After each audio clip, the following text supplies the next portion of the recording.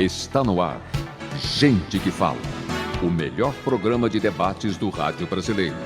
Gente que Fala tem texto e direção geral do jornalista Fausto Camunha. Gente que Fala reúne de segunda a sexta-feira formadores de opinião para discutir as principais notícias do dia. Gente que Fala tem o selo de qualidade APCOM. Olá, boa tarde. O programa Gente que Fala está começando ao vivo pela AltV, a TV da internet e também pelas redes sociais, imagens do Instagram, do Facebook, do nosso canal no YouTube, para você acompanhar a nossa jornada de hoje até a 13h. Curta, comente, compartilhe a transmissão do programa Gente que Fala, participe também pelo WhatsApp fazendo perguntas ao nosso entrevistado de hoje. 973350038 é o número. Mais uma vez, 973350038. Eu sou Mauro Friesman. Meio-dia agora, sexta-feira, chegou. Você conhece o nosso espaço aqui neste dia, sempre reservado para a nossa edição do Gente que Fala em parceria com a FERMESP e a Federação das Entidades Representativas dos Militares do Estado de São Paulo. Para o bate-papo de hoje, para a nossa conversa, a gente vai receber o capitão Marco Aurélio Ramos de Carvalho. Ele é vice-presidente da diretoria executiva da Associação dos Oficiais Militares do Estado de São Paulo, a OMESP. Capitão Marco, boa tarde, seja bem-vindo. Como estão as coisas? Boa tarde, obrigado aí pelo convite. As coisas estão indo bem, principalmente nesse período agora da nossa associação aqui. Nós vamos discorrer sobre isso. Nós estamos com boas notícias, boas novidades para os nossos associados. Então, vamos conhecer as novidades da Associação dos Oficiais Militares do Estado de São Paulo, a partir de agora, a OMESP, que nasceu de um grupo de oficiais reformados da Força Pública do Estado de São Paulo, durante um almoço, quando se comemorava o aniversário da cidade de São Paulo, em 25 de janeiro de 1935. Alguns meses depois, aqueles oficiais reuniram 177 colegas de vários postos e aprovaram a constituição da associação e seu estatuto, com a denominação Associação dos Oficiais Reformados da Força Pública do Estado de São Paulo. Isso naquele momento, em 1935. Então vamos para a história. Capitão Marco, como é que tudo começa? Realmente começou nessa reunião de um grupo aí de tenentes, que tinha capitão também, major, se não me engano. E isso daí eles criaram essa pequena entidade na época, e ela foi evoluindo até com a vinda de outros clubes que foram se juntando a essa Associação dos Oficiais da Reserva, como era conhecido antigamente, da Força Pública. Aí depois, com a unificação em 1970, já depois de um bom tempo, da unificação da Guarda Civil com a Força Pública, aí veio o clube da Guarda Civil também, se juntou, e ela foi se desenvolvendo até chegar no patamar que nós estamos hoje, com o nome de AOMESP. E os nomes também foram alterando, porque antes tinha essa designação oficiais da reserva, reformado, hoje ficou só veterano. Então, hoje nós adotamos o nome de AOMESP já há algum tempo, e é o nome da nossa entidade aqui, que aglomera aí, que engloba todos os militares das polícias de São Paulo, da Polícia Militar de São Paulo, e também pensionista e civis. Mudança de nomenclatura, porque houve mudança de objetivo ao longo do caminho também. As propostas foram alteradas, a Constituição, ou a Constituição não, o Estatuto da entidade foi alterado também, modernizando e trazendo mais gente, não só os reformados, né? Então, na realidade, a gente vai se adaptando aos tempos, aos novos tempos. Eu estou aqui já há 15 anos, então, desde que eu estou aqui, eu acho que nós já tivemos 4 alterações de estatuto. E isso visa tanto a parte política como a parte de admissão de associados, de benefícios para os associados, uma adaptação também na modernidade das assembleias, das reuniões. Então, nós temos que acompanhar a evolução do tempo. Nós não podemos ficar parados naquilo que foi criado em 1935, que atendia, à época, o objetivo que eles tinham, que o objetivo principal continua, nós temos que ir modernizando o estatuto, até mesmo para poder ter a sobrevivência da associação. Eu falo aqui uma medida, por exemplo, que foi feita, eu já estava aqui na associação, que antigamente só podia ser presidente e vice-presidente da associação oficial superior da Polícia Militar, que era de major para cima.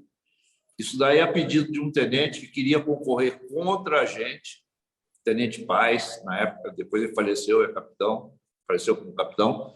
Ele veio falar comigo, era diretor jurídico, se eu estaria favorável que houvesse essa alteração, que ele queria se candidatar, inclusive, contra a nossa chapa. Eu falei, eu acho que tem que abrir. A abertura de uma associação é importante.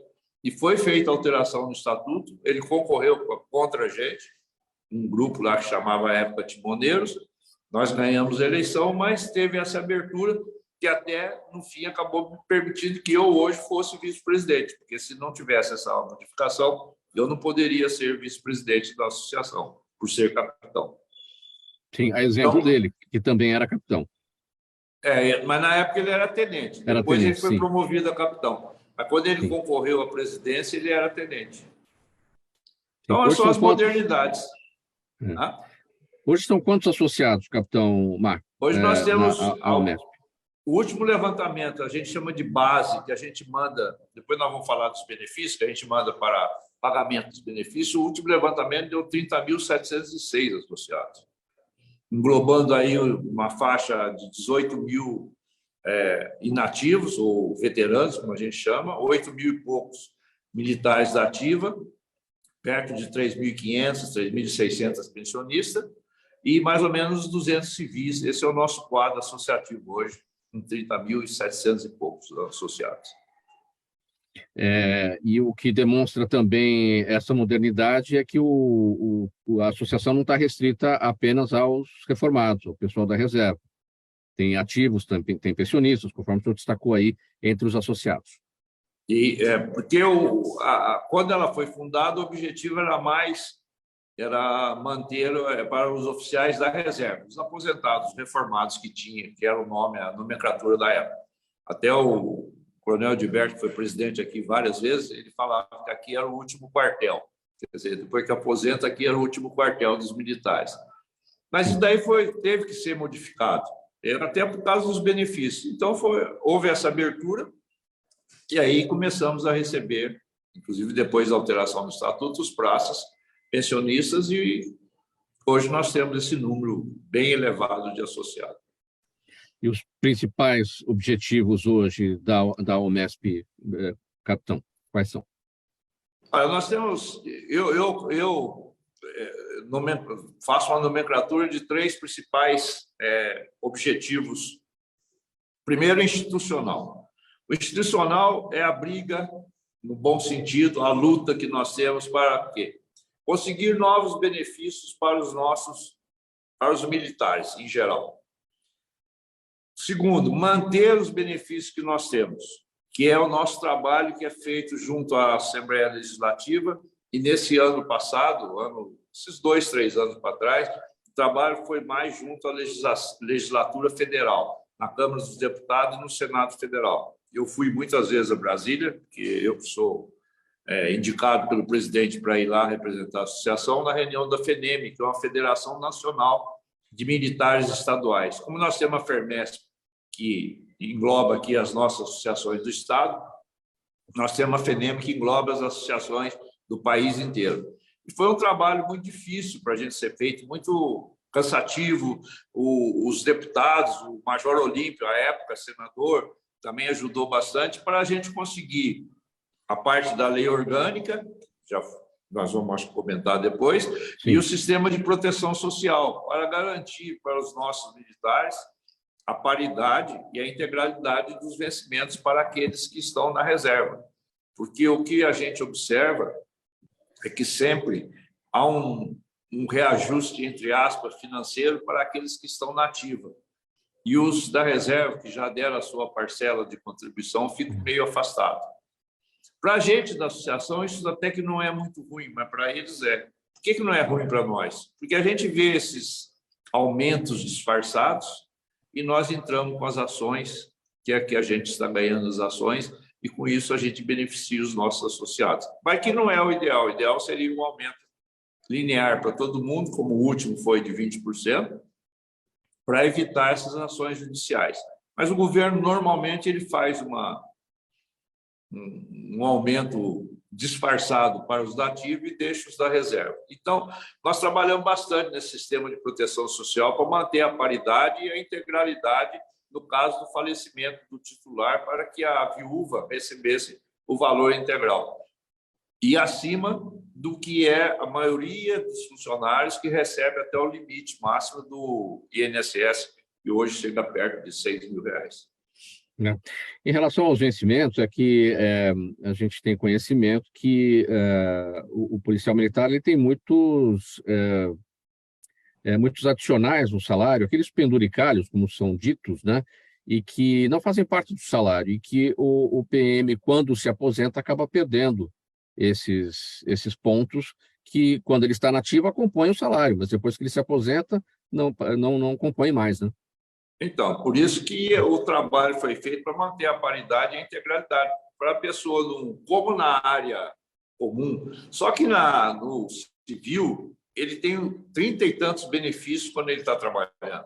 Então, ele pode arrecadar muito mais. Tem fundo de garantia, tem salário de desemprego, tem um monte de coisa que o policial não tem hora extra, o policial não tem nada disso. Então, o trabalho é justamente para, quando ele aposentar, ele ter o mesmo salário que quando ele tinha na ativa. Alguma coisa pode fugir, por exemplo, o vale-refeição, por exemplo. Esse pode fugir porque ele não vai trabalhar mais, mas o grosso, o bloco maior, que mantém o salário dele num nível estável, esse tem que ser mantido, porque senão ele vai trabalhar a vida inteira, quando ele aposentar, ele vai ver na miséria. Porque o salário do policial hoje já é, São Paulo salvo engano, ele deve ser o penúltimo ou antepenúltimo pior salário da União, entre as polícias militares. Então, a hora que ele reforma, que ele já deu a parte dele para a polícia, dos 30 anos, 35 anos, ele vai ter uma redução de salário muito grande. Aí ele vai viver como? Vai ter que viver como ele vive na ativa, fazendo bico, continuar fazendo bico. Qual que é e o hoje tamanho o bico é difícil, porque hoje o bico, a relação de segurança e de exposição do policial hoje é muito grande. Eu falo isso porque eu trabalhei na PM antigamente, a gente andava no ônibus, andava num trem, no metrô, sempre você via uma pessoa fardada.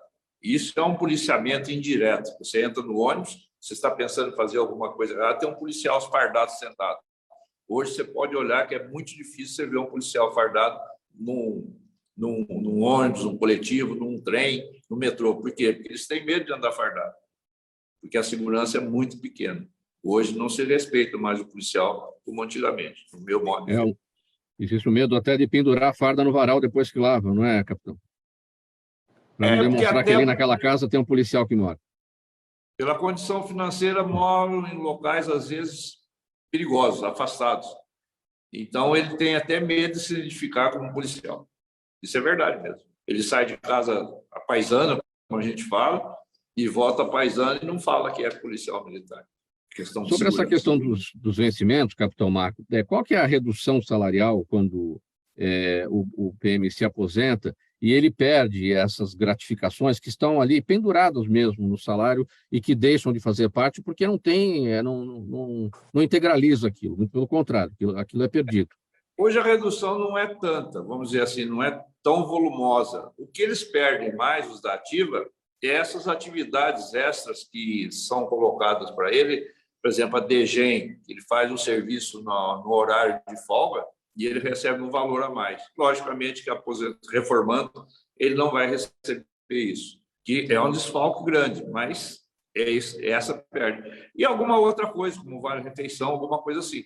Mas eles não perdem muito hoje por causa da integralidade e da paridade. Porque nós ganhamos uma ação em 2011 que falava sobre o ALE, que era justamente um benefício para os policiais da ativa. E foi um aumento disfarçado que o governo deu. O que aconteceu? Nós entramos com a ação e ganhamos, como ganhamos agora outra vez, porque é um aumento disfarçado que não engloba os reformados Só e as pensionistas. Para esclarecer a nossa audiência, o ALI, né, é adicional de local de exercício. Esse adicional foi integralizado ao salário. Foi essa a vitória?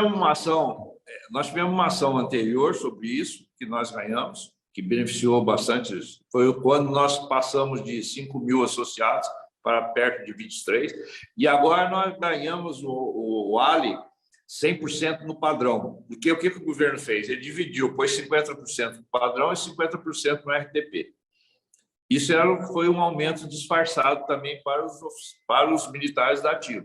É o novo escritório do NEG, que é o nosso escritório contratado, entrou com a ação, e agora, esse mês, saiu a decisão final do Supremo. Agora nós vamos trabalhar politicamente para poder receber esse dinheiro. Esse dinheiro vem no holerite do policial. Os valores são variáveis pelo local onde ele trabalhava e pela patente e pelo número de equipamentos. Então, isso vai ser estudado para ver como é o pagamento. Para o Estado, o valor é pequeno hoje, pelo número de associados que nós temos. Entendeu? E o atrasado, nós vamos trabalhar para receber o parcelado ou o imprecatório, alguma coisa assim. Mas é justamente isso daí que eu falei antes. O Estado faz esses aumentos indiretos e depois nós somos obrigados a entrar com a ação para poder equilibrar para todos os da ativa, que não receberam, e os da reserva, que ficaram de fora. Porque eles não têm auxílio local de exercício, porque não exercem atividade mais, estão reformados. A OMESP, capitão Marco, tem órgãos diretivos, tem a diretoria executiva e tem o conselho fiscal. Quais são as atribuições desses dois órgãos e as suas atribuições na diretoria executiva, capitão Marco? A OMESP é composta de dois órgãos que são eleitos, vamos dizer assim. A diretoria executiva, que é o presidente e o vice-presidente, são eleitos, e o conselho fiscal, que é composto de presidente, mais 3 ou 4, são 5, que também são eleitos. A diretoria executiva, o presidente, lógico, ele cuida da administração geral. A minha função como vice-presidente, especificamente, e a mais importante que eu acho, é cuidar de todas as regionais que nós temos pelo Estado. Eu sou o responsável pelas regionais, eu que trato direto com eles. E o Conselho Fiscal é aquele que fiscaliza as nossas arrecadações, os nossos gastos, nossos custos, tanto da sede como de todas as regionais. Então, o Conselho Fiscal é eleito. Os demais diretores da sede, que são 5, e das regionais, são 10 regionais, eles são nomeados pelo presidente. Não são eleitos, eles são nomeados.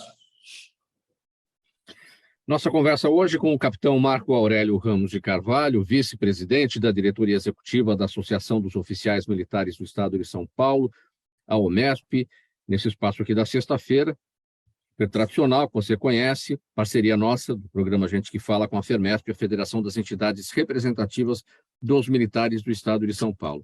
Capitão Marco, o senhor destacou a existência das regionais.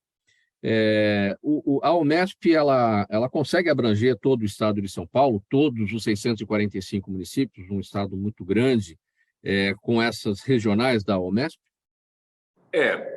Nós temos hoje 10 regionais em cidades estratégicas, vamos dizer assim. Nós temos aqui no Vale do Paraíba, Taubaté e Jacareí, temos na Baixada Santos, depois nós temos Sorocaba, Campinas, temos Rio Preto, Ribeirão Preto, Presidente Prudente, Araçatuba e Bauru. Então, nós temos 10 regionais. Eu acho que hoje, e com o acréscimo de associados que está por vir e que está vindo, eu acho que não seria suficiente. Nós teríamos que ter mais. Por exemplo, nós, em Guarulhos, nós temos uma faixa de 3.800 associados, nós não temos regional lá. No ABC, nós temos uma quantidade muito grande de associados, também não temos regionais. Então, acho que a gente teria que criar mais 2 ou 3 regionais para poder abranger melhor o Estado. Porque são muitos municípios, às vezes municípios muito distantes. Agora, nesses 2, 3 últimos anos, nós criamos Rio Preto, Presidente Prudente e Araçatuba, para poder desmembrar. Porque Araçatuba pertencia a Bauru, fica a 200 quilômetros. O associado é muito longe para ele se locomover para conseguir o contato direto com o diretor ou com algum funcionário. Então, nós temos, eu acho que hoje, com o crescimento, nós temos que criar outras regionais. Ou então, pelo menos, nós temos no nosso estatuto que se chama núcleo. Quando tem um menor número de associados, de 500, 300 a 500 associados, nós podemos criar um núcleo, colocamos um representante lá numa sala e ele vai fazer essa intermediação entre o associado e a sede da regional. Mas nós conseguimos, dentro do possível, atender, tendo facilidade da internet também, hoje está tudo online, ele entra de sócio online, então nós temos várias facilidades, mas mesmo assim eu acho que necessitamos pelo menos mais 2 ou 3 regionais para melhor atender o associado. E o que a Omesp hoje oferece aos seus associados, os benefícios existentes, a partir da mensalidade que cada policial paga para a associação? Bom, a nossa mensalidade hoje é R$ 75,60. Ela já está há mais de 8 anos nesse preço, por alguns motivos. Primeiro que ficamos muito tempo sem aumento. Tivemos um aumento de 5% lá atrás, então nós não aumentamos. Agora tivemos esse aumento de 20%, e a diretoria entendeu também que não seria o momento, que como estava muito defasado, a gente fazer um aumento e a nossa situação financeira é estabilizada. Então, nós também não aumentamos. Está há 8, quase 9 anos já para esse valor, se eu não me engano. Dentro desse dinheiro, desse valor que o associado paga hoje, nós devolvemos em espécie para ele, eu falo espécie porque é o que a gente paga, na faixa de R$ 37, R$ 38, quase a metade. Por quê? Nós temos um escritório de advocacia contratado.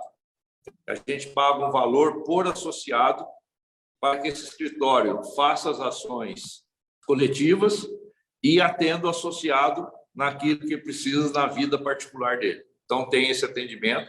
Esse escritório hoje tem uma sede aqui ao lado da Omesp e tem outra sede em Presidente Prudente. Além desses escritórios, algumas regionais contratam outros escritórios para ter aquele atendimento mais próximo ali do associado daquela cidade e dos municípios da circunvizinhança. Então, tem regionais, nós temos quase todas hoje, tem um escritório contratado também para fazer esse atendimento mais rápido, mais específico que o associado precisa. Isso também há um custo que é suportado pela própria regional, mas, na realidade, o dinheiro é da sede. Todo o dinheiro vem para a sede e ele é distribuído. Então, hoje nós pagamos para o escritório na faixa de acho que R$ 9,50 por associado. Nós temos o auxílio funeral. É um contrato que nós temos com a MAF já há muito tempo. Funciona super bem. A gente paga um valor de 13, quase R$ 14 por associado, que quando morre o associado, ou um familiar, a esposa, um filho, alguma coisa assim, ele tem 2 opções. Ou ele liga para a MAF manda alguém lá fazer todo o funeral.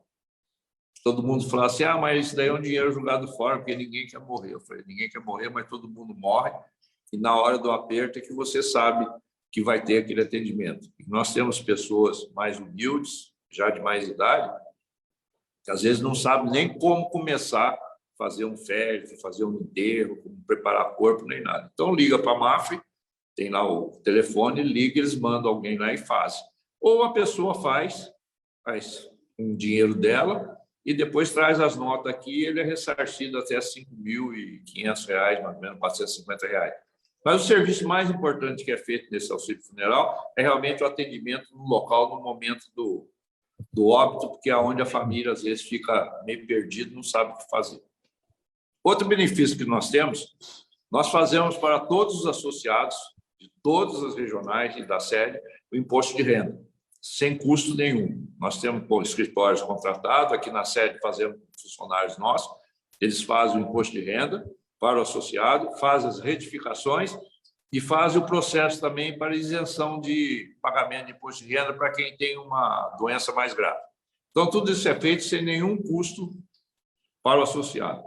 Em 2019, nós implantamos o cartão saúde aqui, que a gente paga também para a TEM. A TEM é uma empresa que administra isso. Esse cartão saúde, hoje ele custa para a gente R$ 9,50 por associado, que não é um valor pequeno, um volume grande, mas esse cartão permite o quê? Hoje, que você tem em todas as farmácias ou 95% das farmácias e todas as grandes redes, um desconto de 30% nos remédios. O que é isso? É importante para o associado? Porque serve para ele, para a mulher, para o filho, para o pai, para a mãe, nesse cartão. Se você gastar R$250 por mês, você paga a sua mensalidade, porque 30% dá R$75 de desconto. Então, você fica com a mensalidade livre e com os outros benefícios. Ele permite também consultas com desconto particulares e exames laboratoriais também particulares. E agora nós acrescemos, no mês passado, mês retrasado, um convênio com a Odonto Company, que é uma rede de clínicas que tem mais ou menos 1.400 clínicas no país. Então, nós acrescentamos mais um valor nisso daí, por isso chegou a 9,50, e o nosso associado tem os benefícios de ir na clínica, fazer uma limpeza, fazer um orçamento, e desconto de até 50% nos procedimentos. Então, esse é o problema da saúde. O outro, então, primeiro eu falei de dinheiro, que é a parte financeira, saúde, e a parte social agora. Qual é a parte social nossa? A parte social, muita gente acha que não é muito importante. Eu acho que é de suma importância. Você fazer, por exemplo, como nós temos na sede, os bailes de quarta-feira. Como nós temos na sede, nas regionais, a festa dos aniversariantes. O associado vem à festa do aniversariante, não paga nada, come, bebe, tem brinde, tem música ao vivo e, normalmente, nós sorteamos um brinde maior, uma televisão para os associados aniversariantes do mês. Isso é feito na sede e nas regionais. Alguns mensal, outros bimestral. Fazemos festa Dia das Mães, festa Dia dos Pais, e no fim do ano fazemos todas as regionais e a sede, o aniversário, a festa de fim de ano, de confraternização de Natal, vamos dizer assim, fim de ano. Nós temos uma regional nossa, que é Ribeirão Preto, ela reúne 1.400 associados num restaurante.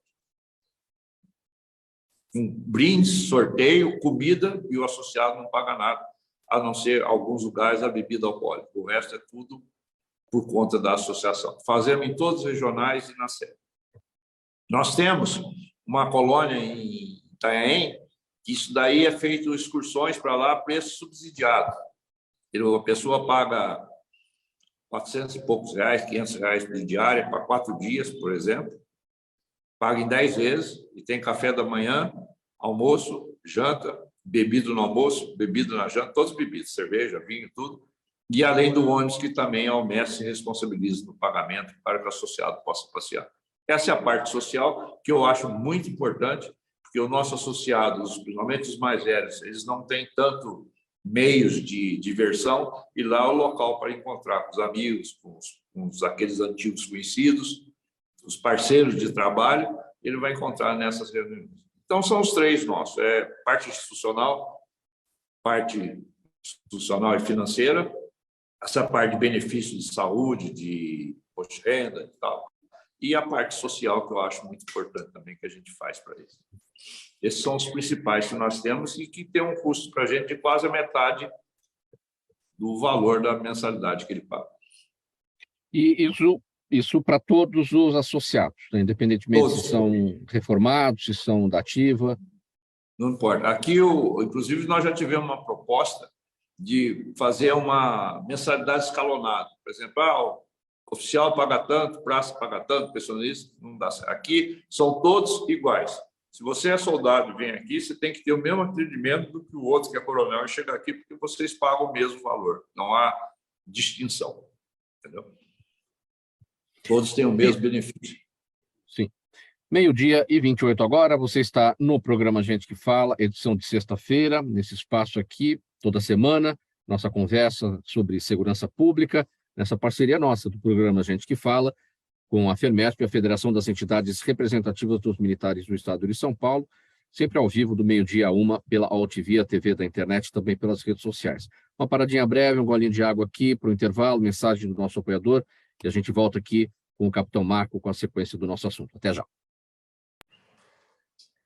Toda ação estratégica de sucesso tem um componente fundamental, um instituto de pesquisas ético, rápido e preciso. Afinal, é ele que vai fornecer informação confiável, sem achismos e palpites. E isso, numa época de mudanças rápidas e repentinas, é fator crítico de sucesso.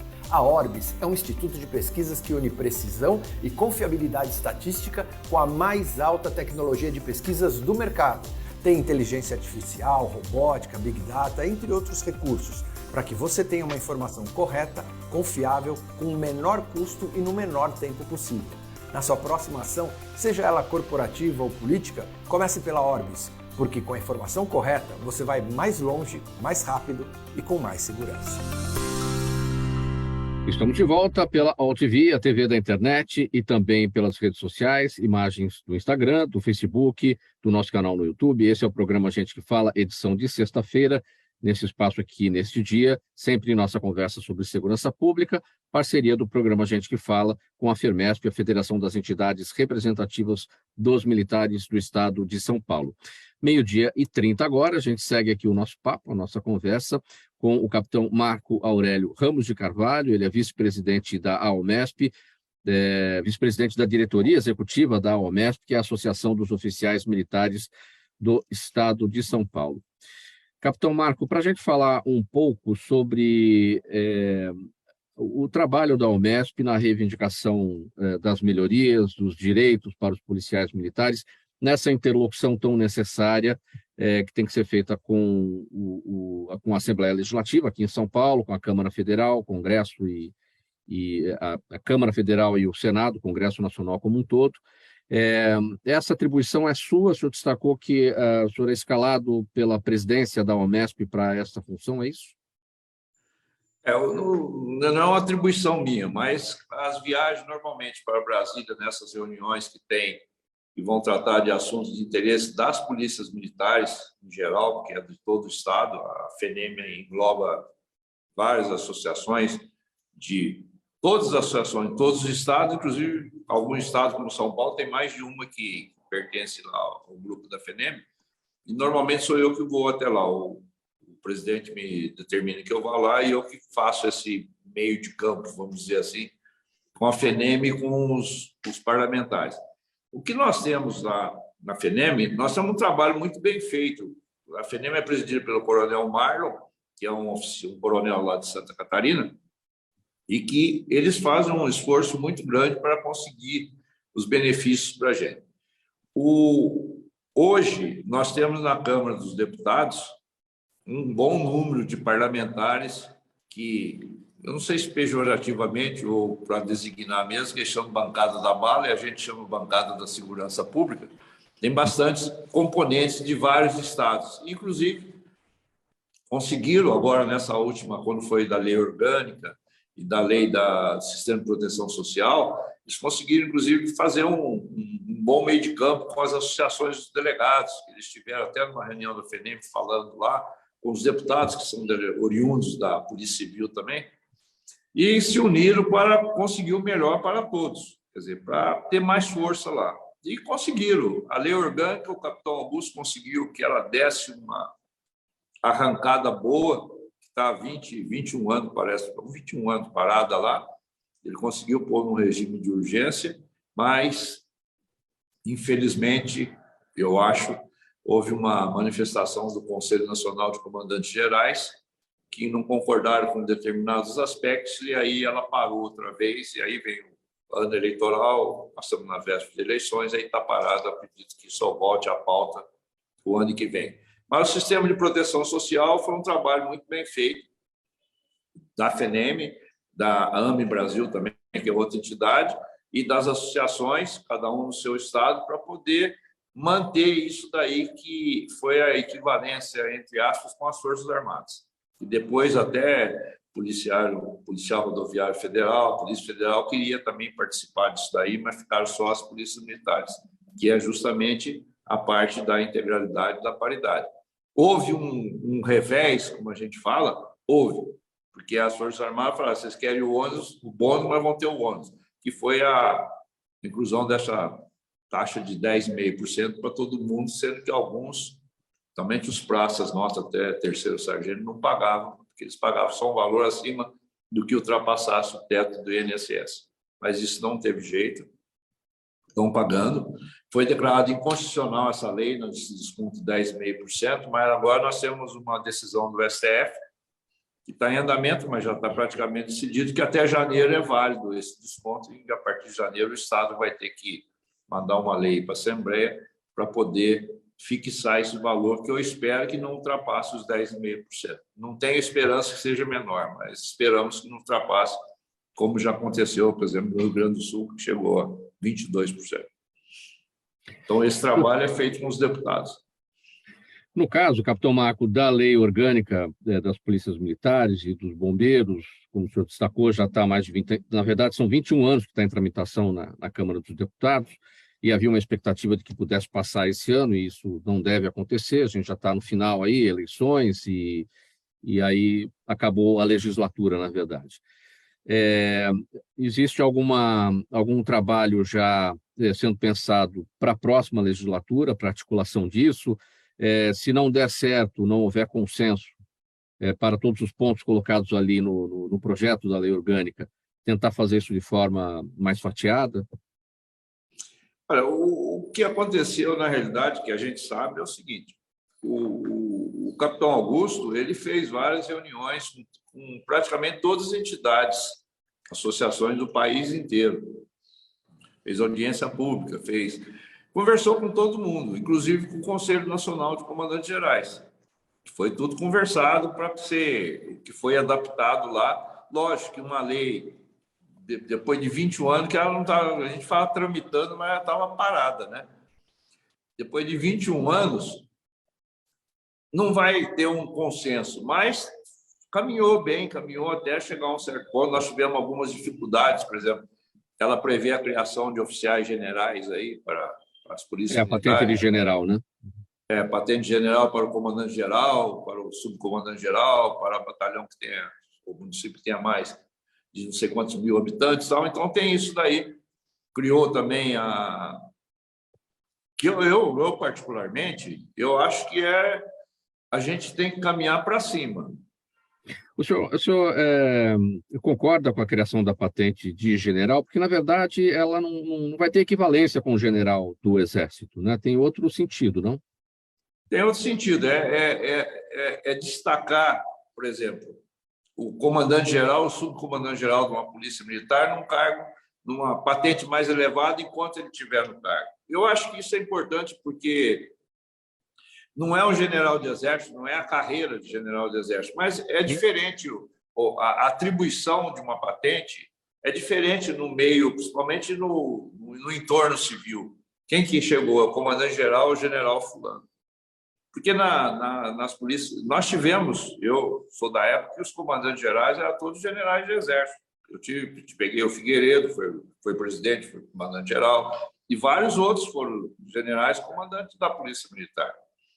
Eu acho que é interessante, porque o que vai atrapalhar? Não vai atrapalhar em nada. O comandante-geral hoje, ele é nomeado pelo governador e pega um coronel que ele dá a escolha do governador, da confiança, e ele coloca lá. Agora, qual a diferença dele ser coronel ou general? Eu acho que é uma diferença de posto, de apresentação social. Não vai mudar em nada o comando, mas eu acho que é uma melhor apresentação. Eu sou favorável.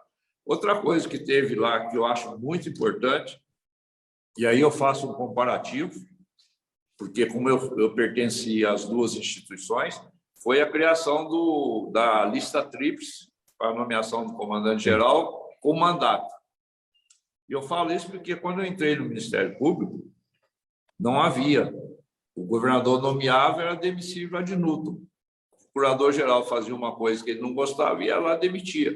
Ou eu lembro da briga que foi política para se conseguir a lista tríplice e o mandato de 2 anos. O cara tem mais força para trabalhar, mais liberdade. Agora fala assim, mas faz a lista tríplice e o governador nomeia o segundo colocado. Eu falei, mas isso está na lei. A lista tríplice ele escolhe um, ele pode escolher até o terceiro, mas ele fica limitado a 3. Ele não pode chegar e falar assim, eu quero fulano de tal e vou pôr fulano de tal, como é hoje na Polícia Militar. E se o comandante-geral não agir de acordo, entre aspas, com os interesses do governo, o que ele faz?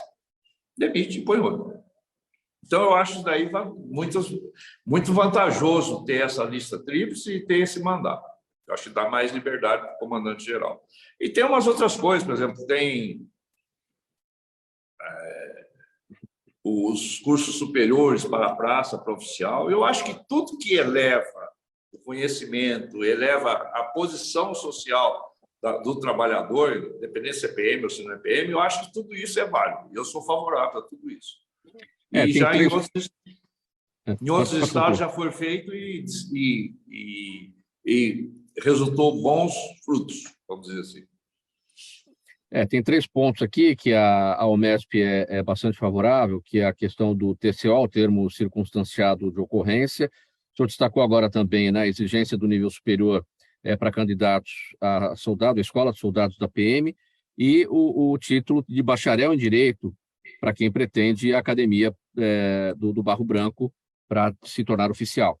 São esses 3 pontos que a Omesp é favorável. Então, o TCO já está mais do que provado. Que é um ganho de tempo, de produção, de tudo, para todo mundo. Isso é indiscutível, né? Quando saiu a Lei 9.099/95, que criou esses crimes de menor potencial ofensivo, eu era promotor, trabalhava em Santa Amaro, que tinha muito crime de menor potencial ofensivo. O objetivo dessa lei era justamente fazer isso, fazer com que a pessoa tivesse aquele acidente de trânsito, aquela coisa menos grave, e ele já resolvesse o problema. Eu lembro que, na época, foi aventada a hipótese de ter até plantão de juiz promotor, e, na época, era o Banespa, eles tinham os postos dentro dos fóruns. Era para o cara ir lá, já resolver o problema, ia no Banespa, pagava a multa, se fosse a multa, a cesta base, qualquer coisa que fosse, e já acabava ali. E não foi feito isso porque não há promotor, não havia na época, hoje eu acho que não há também, promotor e juiz para ter plantão em todos os fóruns aí de São Paulo. Pelo menos nas 5 regiões, a macro-regiões, que é Norte, Sul e tal. Mas o objetivo é esse. Por exemplo, Santa Catarina faz isso. A pessoa tem um acidente, tem alguma coisa ali, ele já sai, faz a ocorrência, imprime, tem a maquininha, já imprime, e a pessoa já sai até com data do dia que ela tem que ir no fórum. E o policial faz o quê? Volta uma viatura e vai trabalhar. Vai para fazer a ronda dele. Ele não precisa na delegacia ficar 3, 4 horas parado, sem fazer policiamento, aguardando o quê? O delegado fazia aquilo que ele poderia ter feito. Não é querer tirar a atividade da Polícia Civil, inclusive é deixar a Polícia Civil com as coisas, com os crimes mais importantes, tráfico, homicídio, latrocínio, esses crimes assim. E funciona nos estados que estão implantando isso. Uma boa parte já implantou. Então, a gente tem que ser favorável a isso, porque você, principalmente, atende melhor a sociedade. Tem gente que não vai na delegacia comunicar um crime, por quê? Porque demora muito. Então, ele deixa, então faz ali na hora. E o policial, ligando a isso, o policial tendo curso superior, muito mais facilidade ele vai ter para fazer esse boletim de ocorrência, esse talão de ocorrência, o boletim de ocorrência, TCO. São Paulo não faz porque existe não sei se é uma portaria, alguma coisa assim, de um secretário de segurança que impediu que isso daí fosse feito e até hoje ninguém mudou e ninguém quer fazer. Não entendo o motivo, porque é uma coisa que atende a sociedade, atende a polícia militar, atende todo mundo. E eu não sei por que não se faz. Capitão Marcos, o senhor tem uma outra atribuição, o senhor foi promotor, ou é promotor, né, público, criminal, Ministério Público de São Paulo, advoga na área criminal atualmente. Essas outras experiências te agregam em repertório, em conhecimentos, para a sua atribuição aí na associação. Como é que o senhor avalia trazer essas experiências de fora para o trabalho executivo aí na sua diretoria, onde o senhor é vice-presidente? Eu acho que toda e qualquer experiência que você tem em ramos diversificados, eu acho que ajuda você em determinados momentos. Você, no dia a dia, tudo que eu faço aqui como vice-presidente, que eu cuido, a minha função mais é cuidar das regionais, porque a associação nossa é uma área muito politizada. Você cuidar do regional, cuidar do associado, cuidar das regionais, o atendimento associado é uma coisa política. E eu aprendi muito a política, e vou falar, eu trabalhei na prefeitura 2 anos em São Paulo. Então, eu aprendi muito nesses 2 anos a parte política, de como você tem que conviver com as pessoas, como é que você tem que viver, como é que você tem que atender, porque várias vezes o associado vem até a gente e a gente é obrigado a falar não para ele. Mas o modo como você fala o não, o jeito como você fala o não, você perde o associado ou ganha o associado. O sim é fácil, eu preciso disso, te arrumo.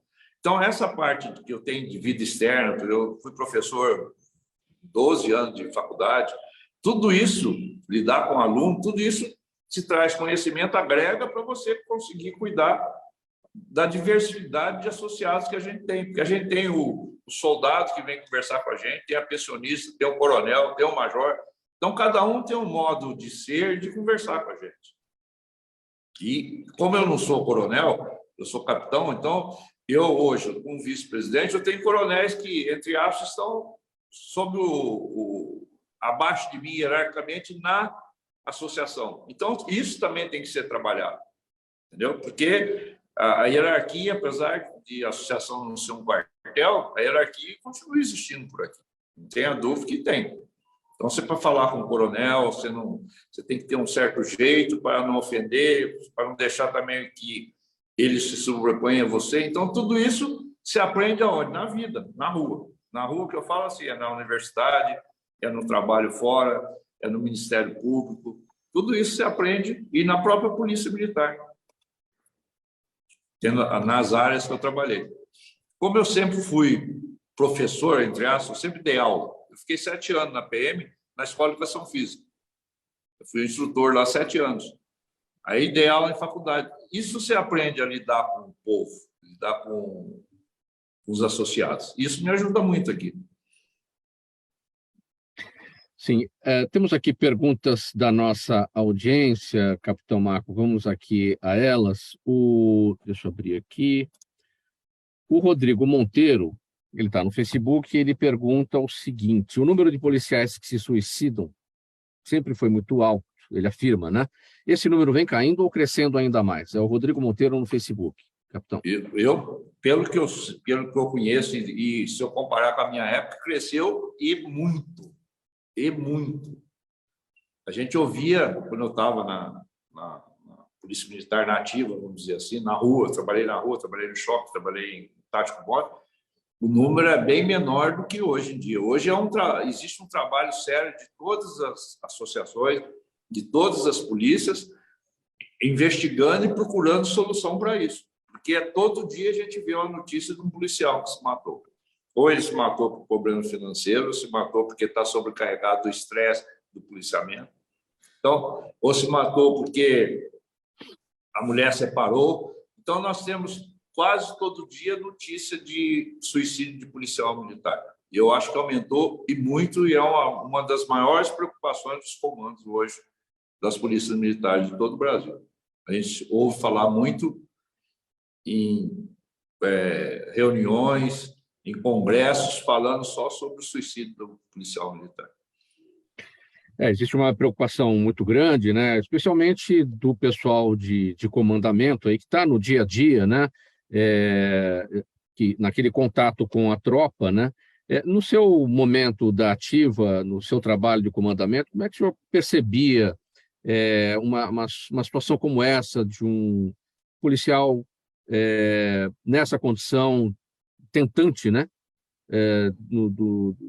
Para perceber ali o problema e tentar intervir e tentar resolver? A gente vê, às vezes a pessoa demonstra que está com um certo, vamos falar assim, desequilíbrio. Mas uma boa parte daqueles que suicidam é surpresa até para a pessoa que está do lado dele. Ele não demonstra que vai fazer aquilo. Outro dia teve um suicídio, acho que foi em Santa Catarina, ou na Bahia, não sei.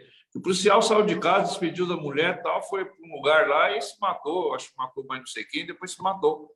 Então, a família ficou surpresa, porque ele não demonstrava, ele não falava, eu estou preocupado porque eu estou devendo, estou preocupado porque aconteceu isso, nada. Então, alguns você consegue até verificar isso daí e tentar socorrê-lo, tirá-lo da rua, colocar num outro serviço. E tem uns que não conseguem, o cara sai normalmente e comete suicídio. Eu vou falar só um exemplo que aconteceu. Outro dia suicidou uma pessoa que eu conheci, assim, de vista, gente nova, foi no mar, deixou o carro na beirada, entrou no mar e se matou afogado. Aí todo mundo está perguntando por que ele fez isso. Não é policial, não, é civil. Por que ele fez isso? Ninguém sabe. Nunca demonstrou nada que pudesse levar a um suicídio, principalmente suicídio afogado, que eu acho que é o pior que existe, né? Porque o seu instinto de defesa deve lutar contra o afogamento. Então é difícil ver, é difícil. Os que demonstram é mais fácil para a polícia atender, para os comandos atenderem, o tenente que está no pelotão, que tem mais contato, observar, ou um amigo falar para o tenente, olha, fulano está meio com uns problemas assim e tal, para você conversar com ele. Mas tem uns que não tem condições de você avaliar, no meu entender. Tem algum trabalho voltado em relação a isso, a partir aí da Umesp, aí pela associação? Até vou engatar a pergunta aqui da Valéria Mello, ela está no Instagram, ela quer saber como é que funciona a Umesp Saúde, se é um plano de saúde igual aos outros. E aí eu acabo fazendo essa pergunta em relação às questões que levam ao suicídio, como é que a associação pode trabalhar junto aí com a Umesp Saúde a prevenção, né? Então, o plano, o cartão saúde que eu falei, nosso não é plano de saúde.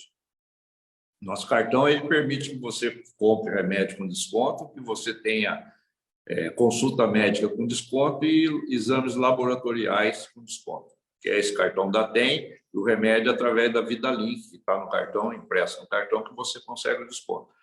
Os planos de saúde, nós temos regionais nossos, por exemplo, Rio Preto, ele tem um convênio com a Alsta, que é uma empresa de lá, que faz um plano de saúde mais barato, mas é por conta do associado. Logicamente, a associação não teria condição de pagar. Seria bom que tivesse, pagar plano de saúde para os associados. E temos no interior a APAS, que tem plano de saúde para policial, tem a VAMP também, que aqui no Vale do Paraíba tem, mas estão todos mais ou menos em dificuldade, porque os planos de saúde estão subindo muito. Então, a dificuldade do policial para pagar é difícil. A parte social deveria ser feito isso. Eu acho que é uma falha que as associações têm, não sei se todas, mas a nossa eu sei que tem, que é essa parte de ter uma psicóloga na sede ou nas regionais para atender essas pessoas associadas que têm esse problema. Até o nosso associado, nós temos associado de idade, essa assistência seria necessária. Isso é uma falha nossa que a gente tem que corrigir e implantar isso daí. Não só por causa do suicídio, mas também atendimento de pessoas mais velhas que moram sozinhas, não tem filho, não tem esposa, que é uma coisa que a gente pensa também de amanhã construir um local para receber alguns desses associados que estão mais isolados e dar uma condição de vida melhor para eles. Mas é uma falha nossa. Sim. E a previsão de correção dessa falha?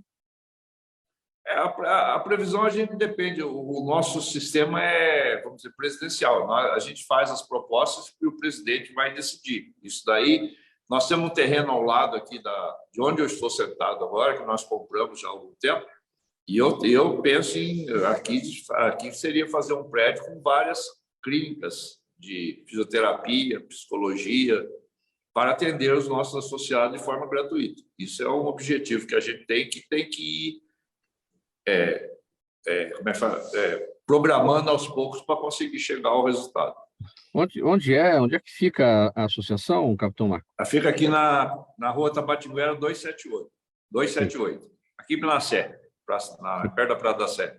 E tem um terreno do lado que nós já compramos, que o objetivo, em tese, seria esse. Mas nós temos um terreno que tem pessoas que moram aqui, então nós temos que fazer ainda tirar essas pessoas, negociar, tem uma série de coisas aí para fazer. Outra pergunta, essa vem do Dailton Ozanik, ele está no YouTube, e pergunta o seguinte: se a ação de incorporação do ALI, o adicional de local de exercício, 100% no padrão, realmente obteve o trânsito em julgado no Supremo Tribunal Federal ou apenas no Superior Tribunal de Justiça? No Supremo, não é, capitão? Sim, já houve. O problema é assim, nós temos dois tipos de trânsito em julgado aqui, não cabe aqui ficar explicando material formal. A parte, vamos dizer, de justiça, de mérito, já estava resolvida há muito tempo. Mas o Estado vai fazendo aqueles recursos protelatório, e vai para o STJ e tal, Aí o STJ julgou e, por questão processual, teve que ir para o STF. Mas o STF já devolveu o processo, não sei se já chegou, mas já devolveu o processo para São Paulo. Então, encerrou. Qual o trabalho agora? O trabalho agora é político, para tentar que o governador, o atual, ou que venha a vencer as eleições, pague isso daí. Porque o custo hoje, pelo número de associados que a gente tem, eu acho que não chega a 50 milhões de reais por mês, que para o Estado é pouca coisa. Pode ser que aumente, porque está entrando mais sócio e vai aumentar isso daí. Eu ainda comentei outro dia, se eu fosse o Estado, eu pagaria rápido, porque eliminaria muito o aumento de associado. Mas eu acho difícil agora, véspera de eleição, somente que a gente não sabe quem vai ganhar a eleição, certo? Então, esse é o trabalho feito para incorporar no Lerite, que é a parte mais importante, que vai ser um aumento substancial para os nossos associados. E depois nós vamos discutir os atrasados. Os atrasados, nós tivemos agora uma ação que nós ganhamos, o Estado pagou em 24 meses, valores pequenos. Aí falou, posso pagar em 24 meses, tá bom, mas todo mês está caindo aquele dinheirinho no Lerite do associado.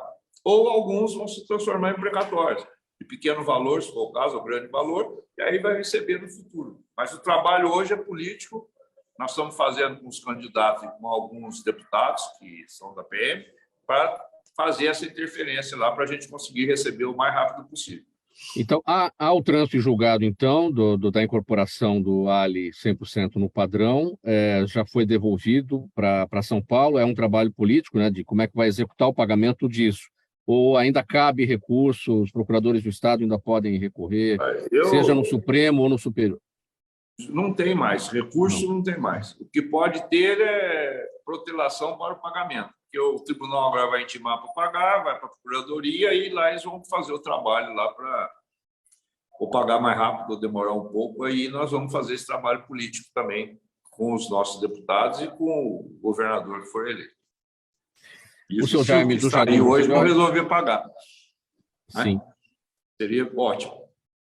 O senhor Jaime do Jardim Bonfilholi, nossa audiência de todos os dias por aqui, também fazendo pergunta. Obrigado, senhor Jaime. A Almesp, ele pergunta, dá algum apoio material e psicológico aos filhos de PMs que morreram em serviço? Aos? Filhos de PMs que morreram em serviço? Olha, o apoio psicológico e financeiro, não. Aos filhos, não. A não ser que eu, pelo menos, não sei se alguém já veio pedir aqui na nossa associação, mas eu acredito que nós não temos esse serviço de auxílio financeiro. Nós temos um serviço de auxílio financeiro, que é uma coisa que se faz alguns empréstimos em situações delicadas do associado. Esse é o auxílio financeiro, mas não de dar o dinheiro. O dinheiro é dado através do auxílio funeral, para bancar, tá certo? E desses outros benefícios que eu já falei. Mas esse serviço de doação não tem, não. O auxílio funeral é muito importante nesse momento, né? Como se diz, alguma música em algum momento já disse, né? A gente paga para nascer, paga para viver, paga para morrer. Na hora que morre, os custos são elevados, é aquela correria, ninguém sabe para onde ir, o que fazer primeiro, e tudo realmente é muito caro, né? Essa questão do apoio funeral é muito importante. Inclusive, nós temos isso daí há 6, 7 anos, nós não temos nenhuma reclamação. Porque o atendimento realmente é bom. E no começo ninguém queria, não, vai gastar dinheiro à toa, não sei o que, mas não é à toa, não, porque na hora do aperto, nós temos viúvas mais antigas, hoje ainda tem algumas. Nós temos viúvas que vinham aqui conversar, eu fui diretor financeiro aqui, ela falava assim, eu não sei o meu marido quanto ele recebe, aonde ele recebe, qual o banco que ele recebe, se tem cartão, ela não sabia de nada. Que era o sistema mais ou menos antigo, patriarcal, eu recebo meu dinheiro, eu dou tal, era assim. Isso eu vi aqui, quando eu era financeiro, chegar e falar, não sabia, a gente tinha que levantar, que ela não tinha dinheiro, tinha que prestar dinheiro com os amigos, os parentes, para poder fazer o féretro do marido. Que hoje não existe mais, graças a Deus. Capitão Marco, nosso tempo se esgotando aqui, vamos para as suas despedidas, bem breve, para a gente encerrar essa edição do programa Gente que Fala. Eu agradeço mais uma vez a oportunidade, espero que tenha mais elucidado do que confundido os nossos ouvintes aí, mas nós estamos aqui trabalhando. Eu já estou há 15 anos aqui na associação, a associação melhorou muito, e vai melhorar mais. Nós temos grandes projetos, mas todos os projetos dependem de dinheiro, depende de tempo, depende de autorização, mas nós temos vários projetos aí, os associados nossos hoje e aqueles que vierem entrar por algum motivo, pela ação ou pelos benefícios que hoje nós já temos, não vão se arrepender. Realmente, a Almesp procura devolver ao associado aquilo que ele paga de forma dificultosa, porque ele tem dificuldade para pagar a mensalidade da nossa associação. Muito obrigado aí, estamos às ordens aqui. Capitão Marco Aurélio Ramos de Carvalho elucidou, sim, certamente aqui a nossa audiência, não houve confusão, uma conversa muito interessante, muito importante para a gente conhecer o trabalho da Almesp. O capitão Marco Aurélio é vice-presidente da diretoria executiva da Almesp, Associação dos Oficiais Militares do Estado de São Paulo. Muito obrigado pela presença aqui com a gente, pela gentileza em aceitar o nosso convite. A gente volta a se encontrar numa outra oportunidade. O programa Gente que Fala é uma realização da ABCOM, na técnica da AltV, o Sérgio Oliveira. Valeu, Sérgio, aí pelos trabalhos. Apresentação minha, Mauro Friesman, pauta e redação do Pedro Schiavon, Zenilda Salvato, nossa diretora de produção, jornalista Fausto Camunha, nosso diretor-geral, na AltV, a direção-geral do Alberto Luchetti, e você, espectador, você, internauta, a razão da nossa presença aqui todos os dias, não só todos os dias, mas toda a semana, o tempo inteiro, sempre ao vivo, a partir do meio-dia, pela AltV. Então, um bom final de semana para todo mundo. A gente volta a se encontrar na próxima segunda-feira. Um abraço a todos. Tchau, tchau.